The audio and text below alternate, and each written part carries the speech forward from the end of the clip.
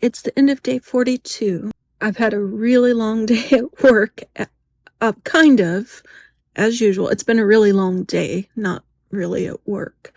So, I've shared before what I'm doing for a main job right now.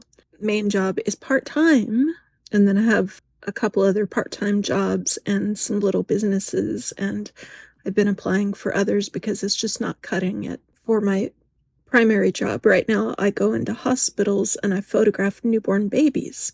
But I can only photograph, of course, what babies have been born and what mothers agree to have their babies photographed. Of course, the purpose of photographing them is to sell pictures. So while the session is free, then the packages are not free. So a lot of mothers will say no. If I was a first-time mom, I would totally want pictures right then and there because the baby changes so much. But I understand, believe me, I understand not being able to afford it. So anyways, normally I work Mondays and then Tuesday I do other work. And I went in today instead because my head was still hurting Monday. When I got there, all of a sudden there's a new photographer there, and she had already taken care of all the rooms, and I did not realize that they had hired somebody else. It was actually a girl who had been there before, and she went away and came back. I don't know what the story is, but she'll be working my off days. So I go to 4 different hospitals. So I went over to one of my other hospitals, and this particular hospital is kind of like an inner city hospital. And because of that, the hospital is required to approach the patients for us.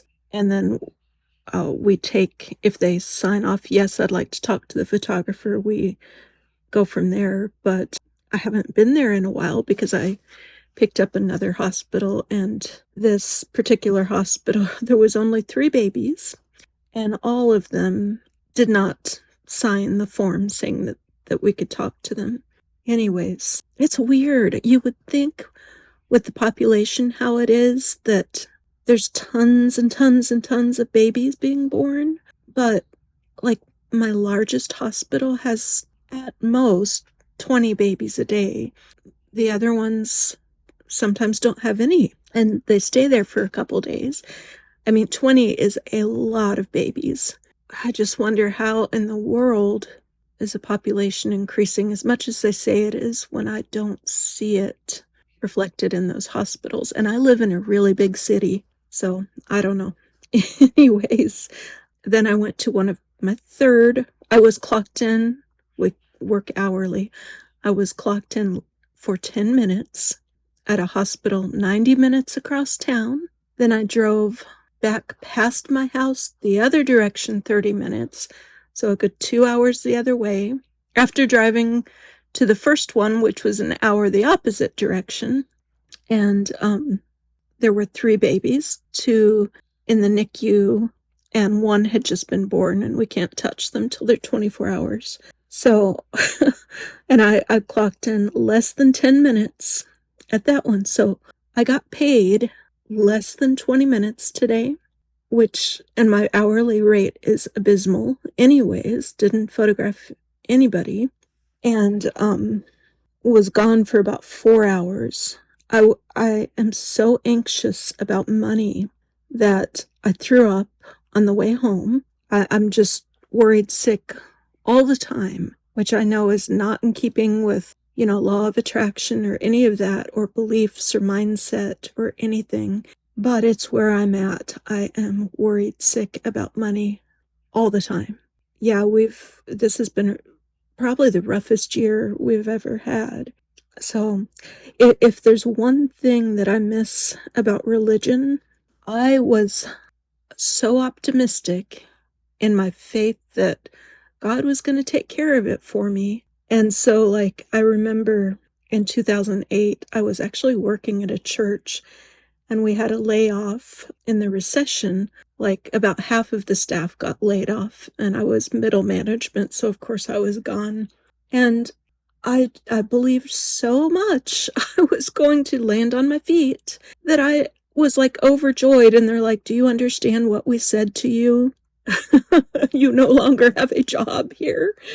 And I'm like, "Yep, that's okay. God's got me." I think I may be in like a dark night of the soul or something since I lost my faith, and that changing belief is very difficult. Um, on one hand, it's complete freedom because I feel like my mindset with it was pretty akin to being in a cult. Not that I was literally in a cult church, but my mindset was so strict with religious ideologies that it was pretty much like I was in a cult. And so one of the best things for me is leaving the church. I went on to work for a company that worked for churches for another 4 years after that.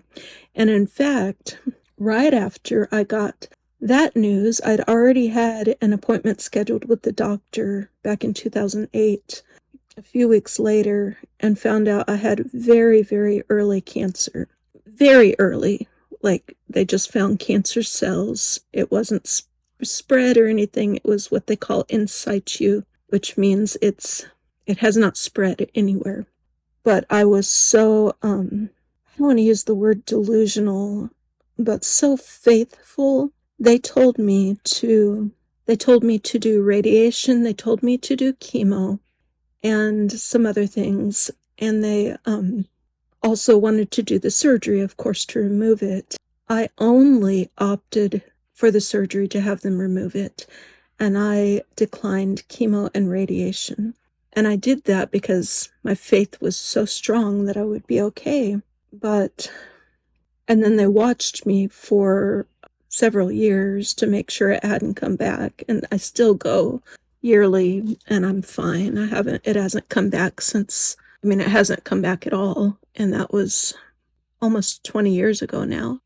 So that's a really good thing. But I do really, really, really miss being so certain everything was going to be okay. I mean, I have never been let go from a job before the church, and I watched them let go of a lot of people.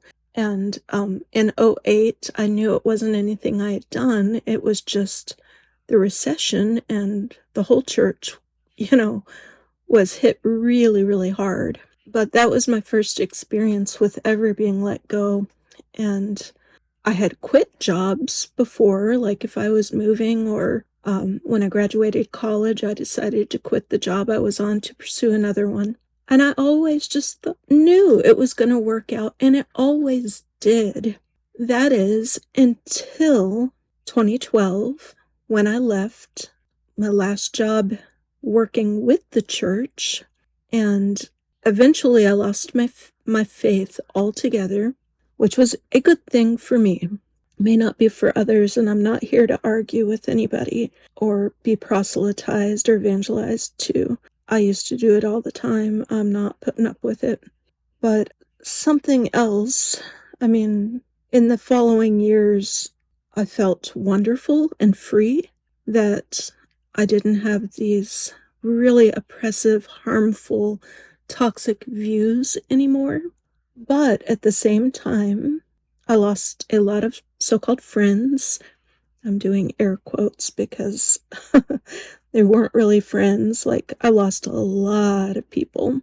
And ironically, all my friends that had known me prior to me being so religious, that I grew up with, I was religious then, but not in the same way. I had doubled down on it as an adult. In college and high school, and people I met even after, they all stuck around. And they are some of my dearest friends. I have friends that have been around since high school. One of my very best friends, her and I both turned 50 within a couple days of each other. So for both of us, it's going to be a big deal. But I think she's a little further along in life. She has a daughter that's grown and she's married, and she has a steady job that she seems to love. So and me, I'm clocking in for 20 minutes. I feel I am this is the before. If you ever watch these people on YouTube that suddenly make it and they are rolling in the millions, this is the before. I am so hopeful, and I know you're supposed to claim it and say, I know the future will be good, but things have been so bad, it's hard to claim it. And I try to every single day, but like even in my visualization in the miracle morning, it's hard because when you don't see it come, it's hard to go there in your mind. When you don't necessarily totally believe it and you've got so much resistance to it. But this is the before. This is what it looks like. I'm hoping there will be an after and I can come back to this video and say, see, that's what it was like before. It was pretty crappy.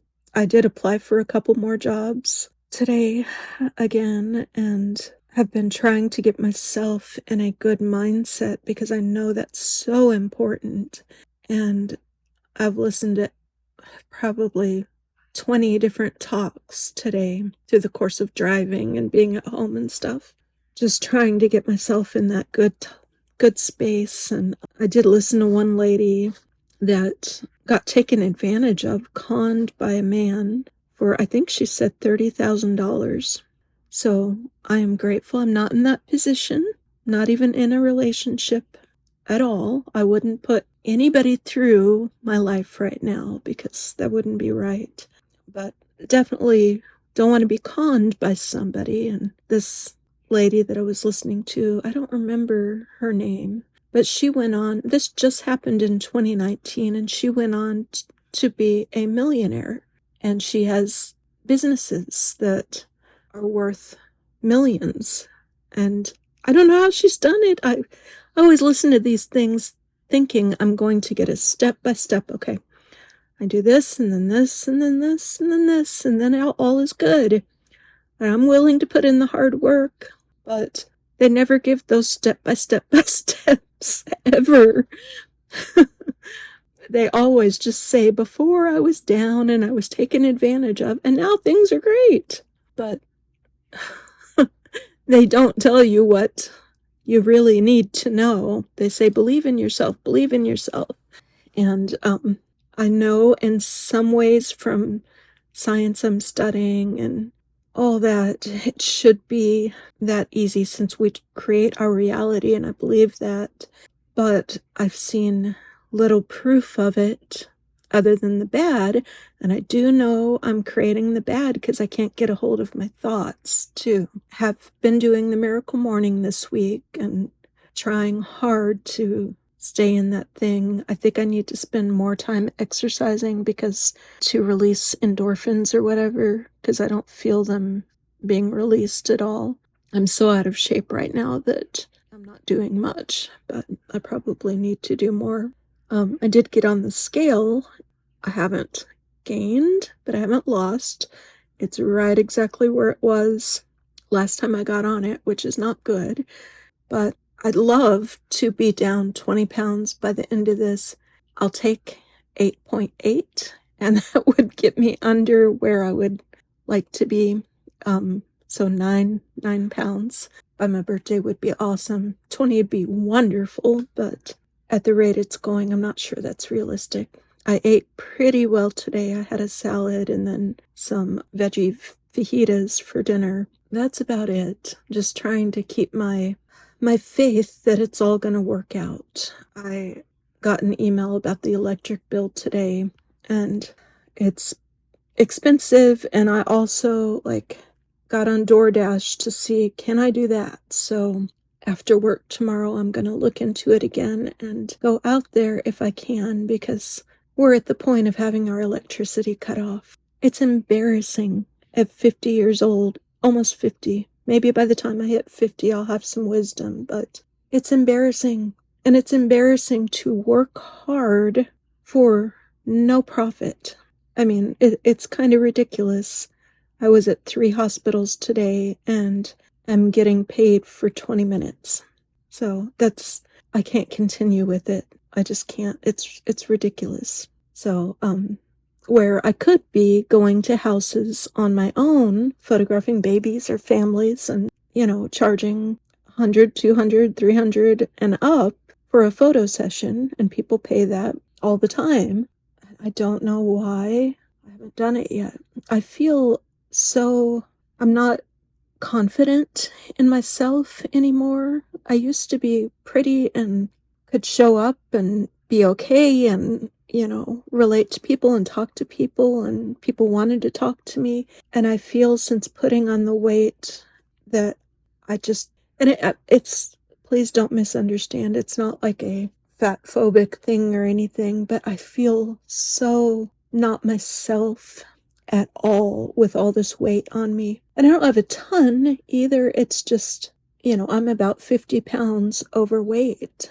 And it's enough that it makes me feel not good at all. And it has really taken a toll on my confidence. I'm already, I have a really round face. And so weight goes right in my face. I mean, even I was looking at old pictures where I wasn't even 120 pounds during college, maybe 110.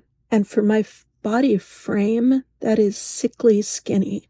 It's really skinny. And in one picture, I look fine. And in the next, just the angle, my face is so round that I looked huge. And I know I was very underweight at the time. So, and I really want to be, if it was anybody else, I would say get out there, be confident in who you are. You're beautiful, but we are our own worst critics, period. And I certainly am mine. I would never, ever, ever talk to somebody the way I talk to myself, or treat them the way I treat myself, or think about them that way. And that's where learning how to self-love comes in, and getting rid of all these toxic, shameful religious views comes in. That, they're gone. I just have not replaced them with enough affirming care for myself yet. So I think I've rambled on enough, and I'm just going to post now. It's getting to be bedtime, and I'm going to go ahead and put this up. I will talk to you all again tomorrow. And if anybody, I mean, I saw 9 people are following. I don't know who you are. I haven't told anybody at all in my life that I'm doing this project. I nearly told a friend one day and thought, no, I'm just gonna let it ride, and I'm posting it late at night, so it's not right for the algorithm, and since it's not an actual video, it's not gaining any traction, of course, and I'm not being positive and optimistic and giving advice right now. So, but if any of those 9 people or whoever comes across this, listens to this, and you have any advice that's not religious advice or words of encouragement or anything, I'd love to hear what you have to say. If you've been in the similar situation or have a new perspective on things, new way to look at things,